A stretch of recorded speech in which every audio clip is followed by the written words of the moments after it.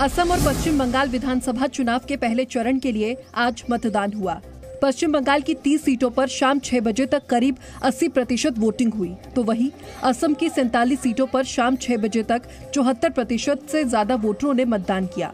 आज पश्चिम बंगाल चुनाव में 109 बूथ पर ईवीएम में गड़बड़ी की शिकायत आई, जिसके बाद टीएमसी ने ईवीएम पर सवाल उठाए। मशीन खराब है। मशीन खराब मीन्स जो वोट दे के जा रहा है तृणमूल में दे रहा है, वीवीपैट जो है ना वो बीजेपी का निकल रहा है।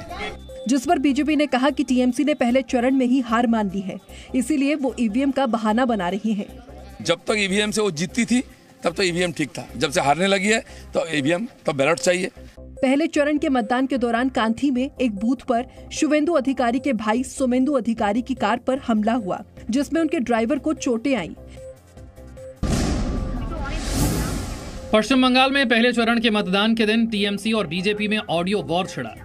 बीजेपी के ऑडियो टेप जारी करने के बाद टीएमसी ने भी पलटवार करते हुए एक ऑडियो क्लिप जारी किया और दावा किया कि इस क्लिप में बीजेपी नेता मुकुल रॉय समेत दूसरे नेता चुनाव आयोग को प्रभावित करने की बात कर रहे हैं।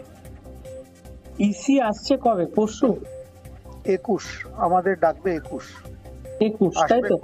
হ্যাঁ 21 তাহলে 21-এ আমাকে আমি যাব, ঠিক আছে? খুব ভালো, খুব ভালো। এটা তোমাকে আমি জানিয়ে রাখলাম, ঠিক আছে? খুব ভালো, খুব ভালো। 21-এ যাব, তুমি এমনি পয়েন্ট যা তোমরা করছো করো, ঠিক আছে? इससे पहले बीजेपी ने ममता बनर्जी का एक ऑडियो क्लिप जारी किया था।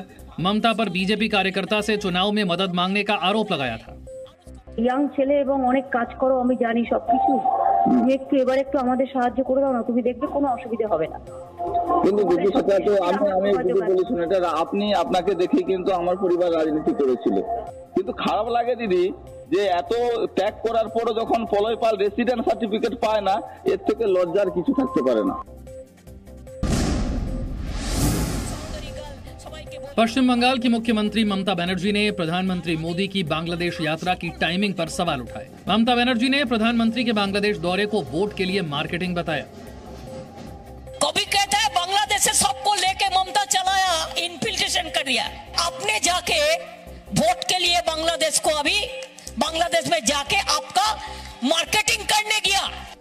प्रधानमंत्री मोदी बांग्लादेश दौरे के दूसरे दिन ईश्वरीपुर के यशोरेश्वरी मंदिर गए, जो 51 शक्तिपीठों में से एक है। यहां आकर प्रधानमंत्री मोदी ने विधि विधान के साथ मां काली की पूजा की।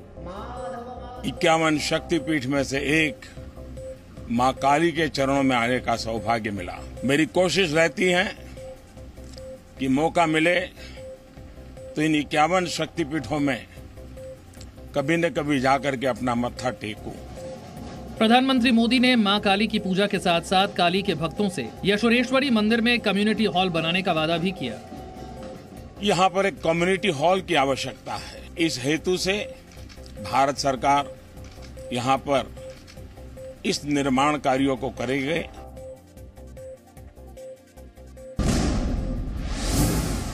प्रधानमंत्री मोदी की बांग्लादेश यात्रा के आखिरी दिन व्यापार, आईटी, ऊर्जा और खेल समेत 5 महत्वपूर्ण मुद्दों पर समझौता हुआ। प्रधानमंत्री शेख हसीना और पीएम मोदी ने मिताली एक्सप्रेस ट्रेन की शुरुआत की, जो जलपाईगुड़ी से ढाका के बीच चलेगी। विदेश मंत्रालय ने प्रधानमंत्री मोदी के बांग्लादेश दौरे को सफल बताया। प्रधानमंत्री मोदी ने बांग्लादेश की पीएम शेख हसीना को 109 एम्बुलेंस सौंपे।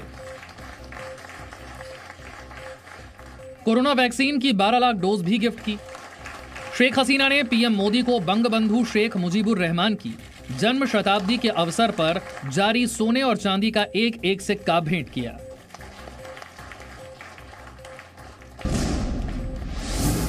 देश में कोरोना संक्रमण तेजी से फैल रहा है। करीब 6 महीने के बाद एक दिन में कोरोना के 62,000 से ज्यादा नए मरीज मिले, जबकि पिछले 24 घंटे में 291 लोगों की मौत हो गई।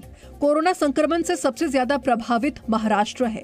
कोरोना के बढ़ते मामलों को देखते हुए महाराष्ट्र सरकार ने आज आधी रात से नाइट कर्फ्यू लगाने का फैसला लिया है। इसके लिए गाइडलाइंस जारी कर दी गई है, जिसके मुताबिक रात 8 बजे से सुबह 7 बजे तक नाइट कर्फ्यू रहेगा। नाइट कर्फ्यू के उल्लंघन करने वालों पर 1000 रुपए का जुर्माना लगेगा।